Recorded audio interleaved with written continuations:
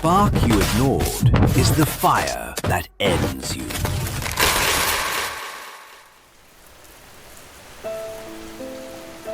People don't notice your value when you're always available. They notice your function. The person who replies first. The person who remembers birthdays. The person who fixes plans when someone cancels. The person who absorbs awkward silences and turns them into laughter. The person who says, "It's fine," before anyone even asks if it is. I was that person for so long that it stopped feeling like a role and started feeling like my identity, not because I loved being needed. Because being needed made me feel safe. The first time I realized I had become invisible, it was at my own dinner. It was supposed to be simple. A small celebration for my promotion. Nothing loud, nothing extravagant. Just a few close friends, my boyfriend, and my sister people who claimed to love me in the way that requires no effort, because I would do the effort for all of us. I booked the reservation. I chose the restaurant. I confirmed allergies. I picked a time that worked around everyone's schedules.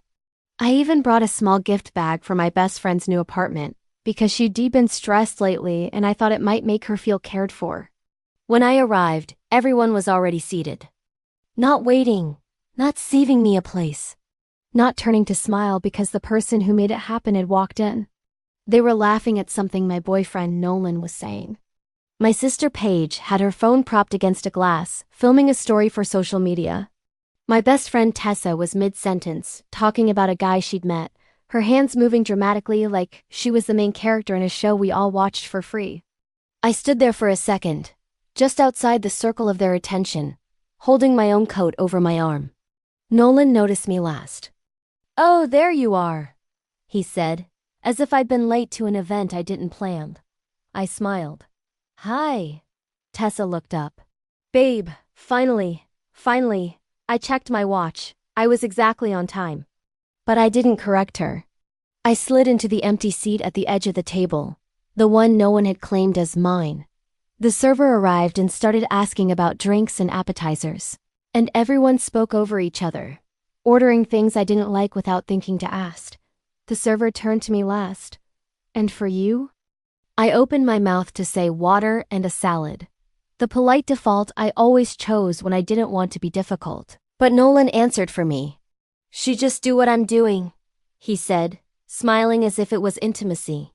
It was something else. Control disguised as familiarity. I looked at him. He didn't look back. He was watching the server like the conversation was between them. I forced my smile wider. "Actually, I'll choose," I said softly. Nolan blinked, surprised. "Oh, sure." The server waited. I ordered what I wanted. It was small, almost nothing. But the air at the table shifted just a fraction, like a sound changed frequency. Paige glanced at me briefly, then back to her phone. Tessa kept talking. Nolan leaned back, expression slightly tightened, like I'd embarrassed him by reminding everyone I had preferences. The night continued like that, smooth on the surface, quietly sharp underneath. My promotion was mentioned once, quickly, in the way people mention weather. "Oh right," Tessa said, lifting her glass. "Congrats on the promotion," Paige echoed it. "Yeah, congrats." Nolan squeezed my hand under the table, more like a signal than affection. "Proud of you," he said, but his eyes were on his phone. Then they moved on. Back to Tessa's dating drama. Back to Paige's influencer plans. Back to Nolan's frustrations at work. The ones I'd been listening to every night for months, nodding and soothing and solving. I kept smiling. I kept being warm. I kept being the version of myself that made everything easy. Because that's what I did. It wasn't until dessert arrived, something chocolate and expensive that I didn't even like, that I realized none of them had asked me a single question all night. Not one. Not "how do you feel?" Not "are you excited?" Not "what does this promotion mean for you?" Nothing. I was present but not included. I was the table they set their lives on. When the check came, Nolan reached for it automatically. "I got it," he said. The same phrase he used every time, like paying was proof he was a good boyfriend. But I noticed something about Nolan over the last year. He loved gestures that could be measured. Money, rides, public compliments, things that looked like love from the outside. Love that required effort when no one was watching. Less consistent. He handed his card to the server and smiled at me. You can Venmo me later. Tessa laughed. Classic Nolan. Paige smirked. He's fair. Fair. I stared at Nolan for a second, then looked down at the tablecloth. The promotion dinner I planned for myself, my celebration, had become another transaction where my existence was organized and then billed. I didn't say anything. I just smiled and nodded like it was normal. Because if I didn't make it normal, I'd have to admit what it actually was. Later, in the car, Nolan drove with one hand on the wheel, the other resting on my thigh like a claim. Why were you weird tonight? He asked casually. I turned my head toward him. Weird? You know, he said. Quiet. Like you were mad. I was quiet because no one asked about me, I thought. I was quiet because you answered for me, I thought. I was quiet because I planned an entire night and somehow still felt like a guest. But I didn't say any of that. Instead, I asked, did I do something wrong? Nolan exhaled through his nose like I was being dramatic. No, just... Don't do that thing where you get in your head. That phrase again, getting in my head, was Nolan's favorite way of dismissing my feelings without sounding cruel. He continued. Everyone had a good time. That was the point. I stared out the window at the city lights, bright and distant. Everyone had a good time. Except the person the night was supposedly for. When we got home, he went straight to the couch and opened his laptop. Paige had asked him to look at a sponsorship email for her. Tessa had texted him some meme. He was still performing for them, still available, still responsive. I went into the kitchen and started cleaning up the takeout containers we brought home without asking if I wanted them. Halfway through, my phone buzzed. A message from Tessa. Oh my God, tonight was so fun. We should do it again soon. No mention of my promotion, no mention of me. Just the event. The fun. The vibe. I stared at the message for a long time. Then I opened another text thread. My mom, nothing. Another thread. A coworker. Congratulations. A long paragraph, genuine excitement. I felt the strangest pull in my chest, not sadness exactly. Something sharper. Recognition. The people closest to me didn't celebrate me. They consumed me. The next morning, I woke up before my alarm. The apartment was quiet. Nolan slept beside me, one arm flung over the pillow where I usually rested my head. He had rolled away from me sometime in the night without noticing. I lay there staring at the ceiling, listening to the hum of the air conditioner, and asked myself a question I'd never allowed myself to ask. What would happen if I stopped? Not stopped loving them. Not stopped caring. Stopped doing the work that kept them comfortable. Stopped being the emotional assistant. Stopped being the planner, the fixer, the buffer. Stopped being available. The thought made my stomach tighten, because availability had become my currency. The way I earned my place. If I wasn't useful, who was I? I got out of bed quietly and went to the bathroom. I looked at myself in the mirror, hair slightly messy, eyes alert, face calm. I smiled. It was automatic. Like my face didn't know any other way to be. I turned the smile off and watched my expression settle into something neutral, something I almost didn't recognize. It wasn't angry, it was clear. At work, people congratulated me again on the promotion. They asked questions. They cared in the way coworkers care when your success is interesting, when it confirms the office hierarchy is still rewarding effort. I should have been grateful. Instead, I felt almost resentful. Because strangers were giving me more attention than the people who claimed to love me most. At 1:17, Paige called. Hey, she said. Can you do me a favor? I held the phone away from my ear slightly because I could already hear the entitlement in her tone. What's up? I need you to edit a caption for me, she said. It has to sound like emotional but not desperate, you know? I stared at my computer screen. I had a deadline in 2 hours. I'm working. It'll take you like 2 minutes, Paige said, like my time was something she could slice into pieces whenever she wanted. You're good at words. I paused. I could feel the old version of me preparing the automatic yes. The version who wanted to be the sister who always shows up, the sister who made things easy. Instead, I heard my own voice say something new. I can't today. There was silence on the line. Then Paige laughed like she thought I was joking. What do you mean you can't? I mean I'm busy, I said calmly. You'll have to do it yourself. Paige's voice sharpened instantly. Wow, okay. You're being kind of rude. Rude. That was interesting. Saying no made me rude, but demanding my time wasn't rude. I didn't argue. I'm not being rude. I'm saying no. Paige scoffed. Whatever. You've been weird since last night. Weird again. I ended the call politely. Talk later. I set my phone down and stared at it for a moment, expecting anxiety, guilt, the familiar squeeze of discomfort that always followed boundaries. It didn't come. Instead, I felt something else. Power. Not loud power, not aggressive power.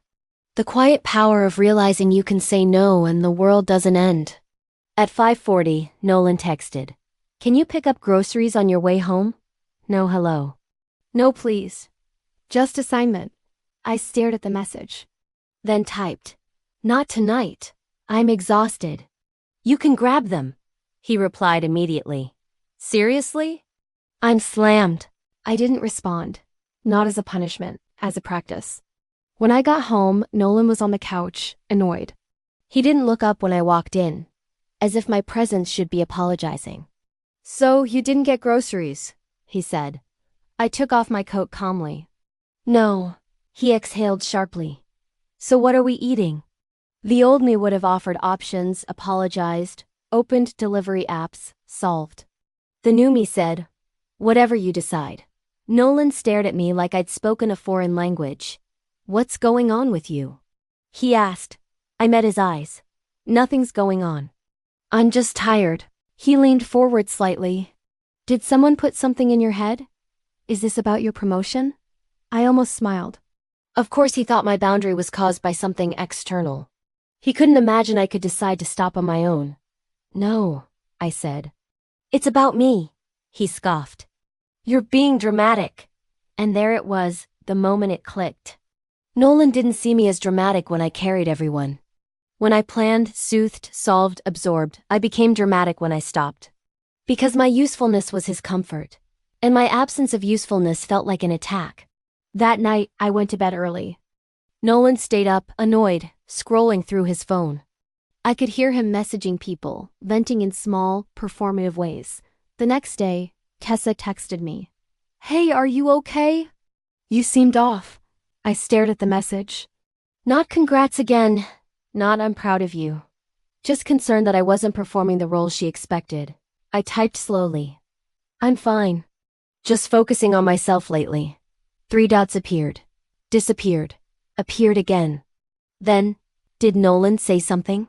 I felt a small laugh rise in my chest. Even my best friend couldn't imagine I had agency separate from him. I replied, no, this is my choice. There was a long pause. Then, okay. Just don't shut us out. Us. The people who only noticed me when I changed. That line stayed with me all day. Don't shut us out. As if my boundaries were cruelty. As if my absence of service was betrayal. That evening, I did something I'd never done before. I turned my phone off. Not on silent. Off. Then I cooked dinner for myself, something simple that I liked. I ate it slowly. I watched a show without multitasking. I took a shower without rushing. The quiet felt strange at first. Like stepping into an empty room after living in constant noise. But then, it felt clean. When I turned my phone back on 2 hours later, there were 30 notifications. From Paige, from Nolan, from Tessa. A group chat message from Paige. Hello? A text from Nolan. Are you ignoring me? A text from Tessa. This is stressing me out. I stared at the screen and felt something settle in my bones. This wasn't love. This was access. They weren't missing me. They were missing what I did. And for the first time, I understood the true test. The moment you stop being useful is the moment you learn who values you and who only values your labor. I went to bed without replying. In the dark, I felt my heart beating steady, slow, certain, because I had already made the decision. Not impulsively. Not emotionally. Quietly. I was going to disappear from their lives, the way I'd always disappeared inside them. Only this time, it would be real. And when they finally noticed, it would be too late to pretend they cared for the right reasons. The first morning after I stopped responding, I expected to wake up to guilt, the familiar heaviness, the urge to fix everything, the reflex that had trained my fingers to type apologies before anyone even asked for them. Instead, I woke up to silence, not the kind of silence that feels empty, the kind that feels like space. My phone was on the nightstand, face down, untouched. Nolan was already awake, moving around the bedroom with a deliberate amount of noise drawer slides, footfalls, the size that were meant to communicate displeasure without requiring a conversation. He wanted me to ask what was wrong. He wanted me to chase his mood. I stayed still for a few seconds, breathing evenly, and waited for the old version of me to sit up and perform. She didn't. When I finally got out of bed, Nolan looked at me like he'd been waiting for a confession. "So," he said, leaning against the doorframe, "are we going to talk about your little phase?" I brushed my hair back, calm. "It's not a phase." He snorted. "Right. You just randomly decided to become impossible overnight." Impossible. I almost smiled. Not in amusement at the accuracy. "I decided to stop carrying everyone," I said, walking past him into the kitchen. Nolan followed, irritated. "You're not carrying everyone. You're being dramatic. You always do this when you feel insecure." There it was again, my emotions framed as instability. I opened the fridge and took out yogurt. Nolan stared like I'd pulled out a weapon. "I'm not insecure," I said. "I'm tired."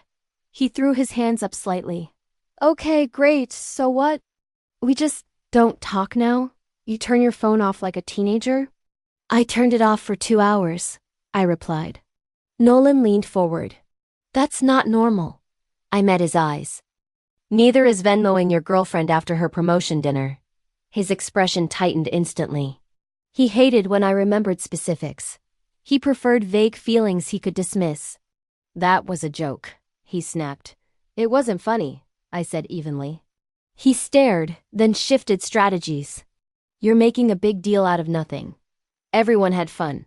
Why can't you just be happy?" I swallowed a small laugh. "Why can't you just be happy," he meant, "while we continue as usual?" I took my yogurt to the table and sat down. Nolan remained standing, restless, like he didn't know how to exist in a room where my calm wasn't available for him to use. "Listen," he said finally, lowering his voice, adopting that softer tone people use when they think softness will make you comply. "I don't want us to fight." "We're not fighting," I replied. His face pinched. "Yes, we are." "No," I said. "We're just not doing your script." That landed. Nolan's eyes flashed. "My script?" "Where you get to be the main character, and I keep everything running," I said calmly. "I'm done." For a moment he looked genuinely stunned. Then he laughed short, disbelieving. "So, what? You're going to leave me because you had one bad dinner?" It wasn't about the dinner, and he knew it. But men like Nolan always reduced your truth to one moment, because if they admitted it was a pattern, they'd have to admit they participated. I stood up and rinsed my bowl. "I'm going to work." He grabbed his keys loudly. "Fine, be weird, but don't expect me to just accept it." I looked at him over my shoulder. "You don't have to accept it. You just have to live with it." His jaw clenched. And I left. On the drive to work, my phone buzzed repeatedly in my bag. I didn't look. Not because I was trying to prove anything, but because I refused to let the noise define the day. At 10:12, I finally checked my phone during a break. 18 notifications. "Paige, hello? Are you mad at me? Stop being rude. I need you to rewrite this caption. This is literally 2 minutes of your life. Tessa, are you okay? This is stressing me out. Don't shut us out. Why are you acting like this? Nolan says you're being cold. Nolan, can we talk tonight? Don't ignore me.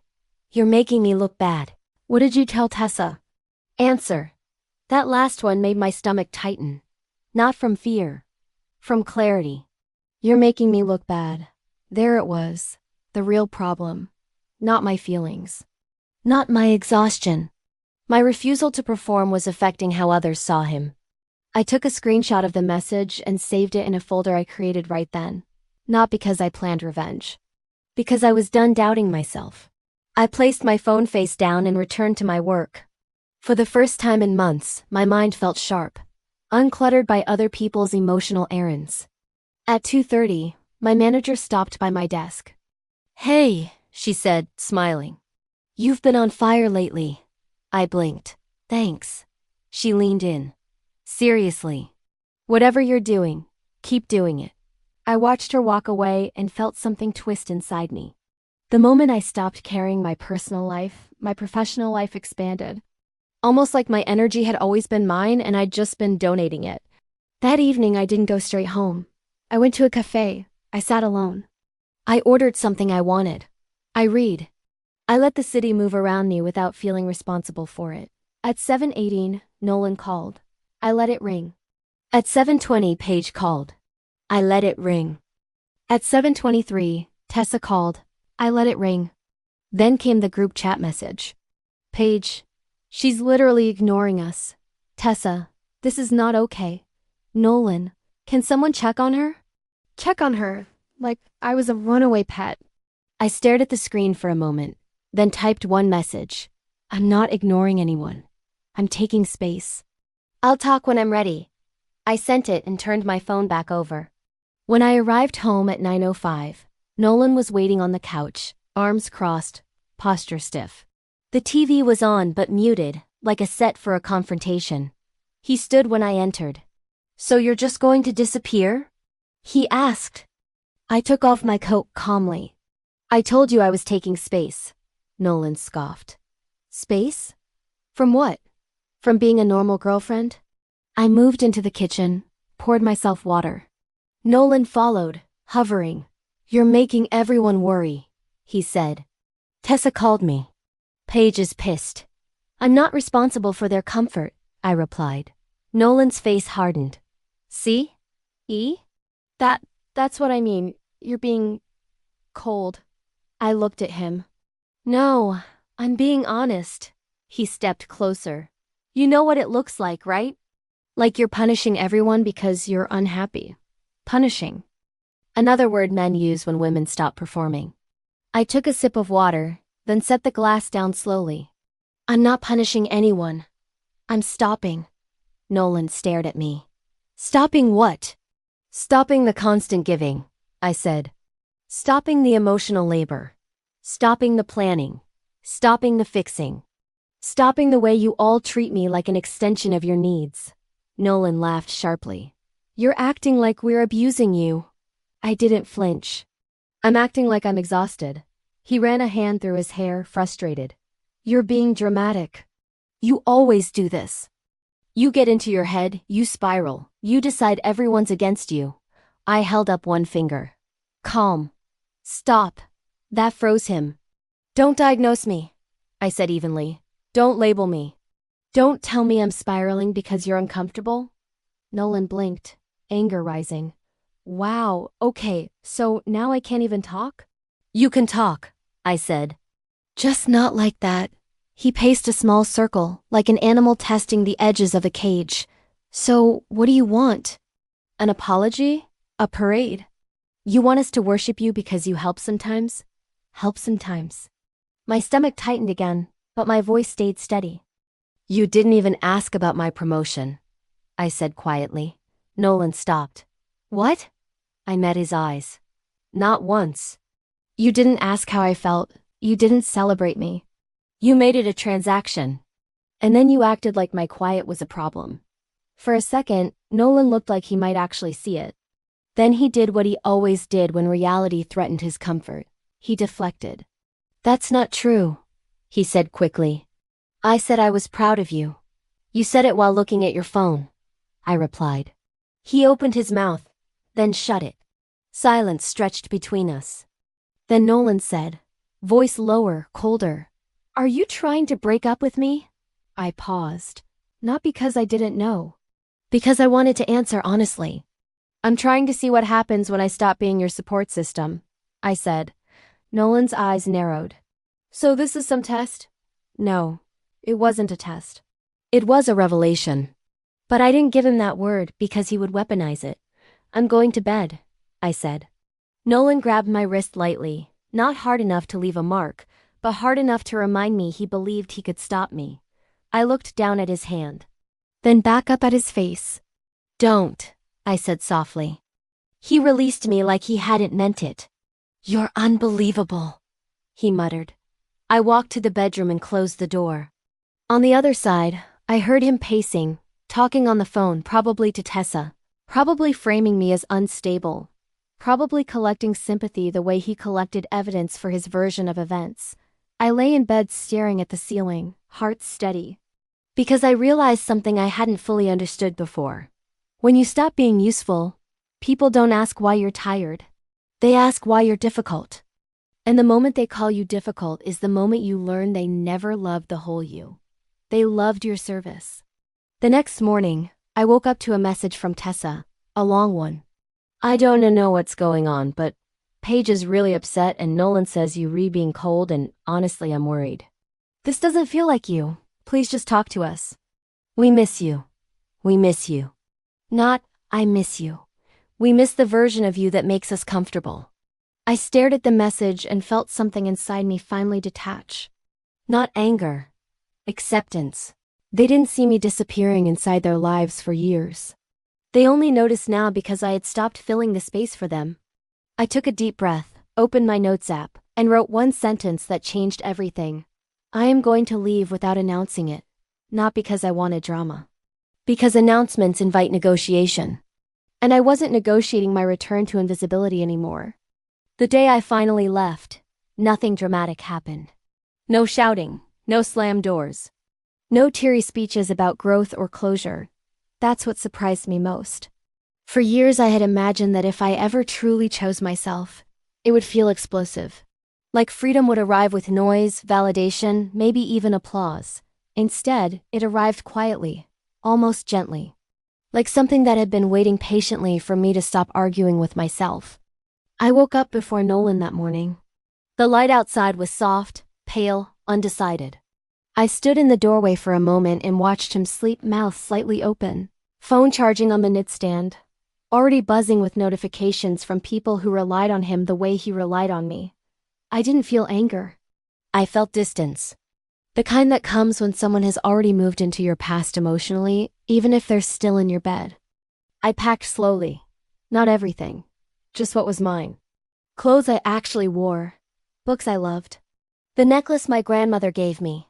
My laptop. My passport. I left behind the shared furniture, the duplicate mugs, the things I had bought to make us feel complete. I left the apartment looking almost the same as it always had. That felt right. When I closed the door behind me, I didn't pause. I didn't look back. I didn't need to. I already knew what I would see. A space that only felt warm because I had been warming it. I went to work like nothing had happened. I answered emails. I sat in meetings. I smiled when people spoke to me. I finished my tasks efficiently, calmly, without the background noise of emotional management humming in my head.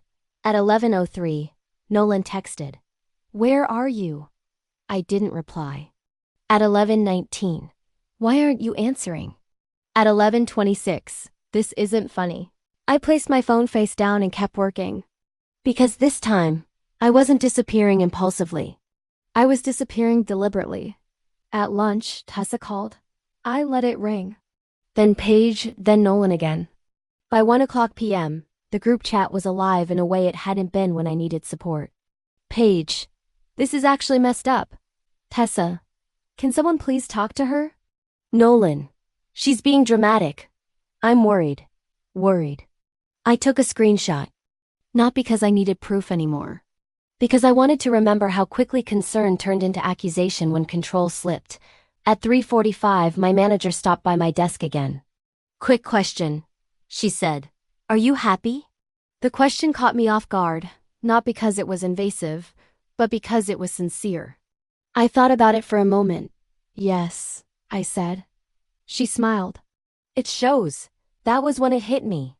The people who actually saw me didn't need me to perform. They noticed the moment I stopped bleeding quietly. That evening I didn't go home. I went to the small apartment I had rented 2 weeks earlier without telling anyone. Just a studio. White walls. Big windows. Empty enough to echo. I set my bag down, opened the windows, and let the city sound rush in: cars, voices, life continuing without me at its center. For the first time in years, I sat on the floor and did nothing. No fixing. No replying. No soothing. At 7:12 p.m., Nolan called again. This time I answered. "Where are you?"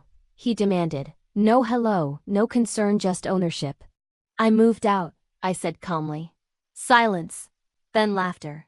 Sharp, disbelieving. "You're kidding." "No." Another pause. Longer. "You can't just leave," he said. "That's not how this works." I almost smiled. "It is for me," I replied. His voice hardened. "So what, you're just abandoning everyone?" "Everyone, as if my life was a public utility." "I'm choosing myself," I said. "You'll be fine." That sentence made him angrier than any accusation ever could have. "You're selfish," he snapped. "After everything I've done for you." There it was, the invoice. I didn't argue. "I'm going to hang up now," I said. "You always do this," he continued, voice rising. "You run when things get uncomfortable." I closed my eyes briefly. "No," I said. "I stayed when things were uncomfortable. I left when they became unequal." Then I ended the call. 10 minutes later, Tessa texted. "I don't recognize you anymore." I stared at the message, then typed back one sentence. "That's because you only knew the version of me that never said no." I turned my phone off. Not out of anger, out of completion. The next few days were quiet in a way that felt unfamiliar but right. No one checked on me without an agenda. No one asked for favors. No one demanded explanations. And slowly, almost imperceptibly, the messages changed. Nolan stopped texting. Paige sent one message. "Are you really not coming to Mom's dinner?" I didn't respond. Tessa sent a voice note I didn't listen to. Then, nothing. That's when the absence began to do its work. 2 weeks later, I heard through a mutual friend that Nolan was confused, that Paige was hurt, that Tessa felt abandoned. Not one of them asked why I left. They just noticed I was gone. And that was the point. People don't miss you when you're always available. They miss you when your labor disappears. When the reminders stop. When the plans fall apart. When no one smooths the edges anymore. They miss the benefits long before they miss the person. One evening, sitting alone on my new couch, phone face down, I realized something quietly devastating and freeing at the same time. If my absence caused chaos, then my presence had been holding everything together. And if everything fell apart without me, it was never stable to begin with. I thought about the woman I used to be, the one who stayed quiet to keep the peace, the one who answered first, the one who apologized for needs. The one who believed being needed was the same as being loved. She wasn't weak. She was generous in the wrong places. And she learned. Weeks later, I ran into Tessa by accident at a cafe. She looked startled to see me, then relieved, then defensive, all in the span of seconds. "Wow," she said. "You look different." "I feel different," I replied. She hesitated. "You kind of disappeared." I smiled gently. "I was always disappearing. You just noticed when it affected you." Her mouth opened, then closed. "I didn't mean to hurt you," she said. "I know," I replied. "But you benefited from not noticing." That was the last conversation we ever had. Not because I hated her. Because I had outgrown the version of myself she expected. As for Nolan, I never saw him again. I heard he told people I had changed. He wasn't wrong. I had stopped being the place everyone rested their weight without asking. I had stopped mistaking endurance for love. I had learned that being missed only when you're gone is not proof of value, it's proof of overuse. And now, when I wake up in the quiet of my own space, when I move through my days without carrying other people's emotional baggage, when my phone stays silent unless someone genuinely wants to know how I am, I understand something with absolute clarity. They didn't miss me when I was there. They missed me when I stopped being useful. And I will never make that mistake again.